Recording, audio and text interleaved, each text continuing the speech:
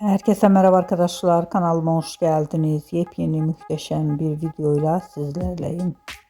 Türkiye'nin güzeller güzeli Demet Özdemir'den yeni rengarenk görüntüler geldi arkadaşlar. Ben de bu görüntüleri sizler için YouTube kanalımda video halinde sunuyorum. Umarım beğenirsiniz. Videomu beğendiyseniz kanalımı izlemeyi ve bildirim sonuna basmayı unutmayın. Şimdilik benden bu kadar olsun.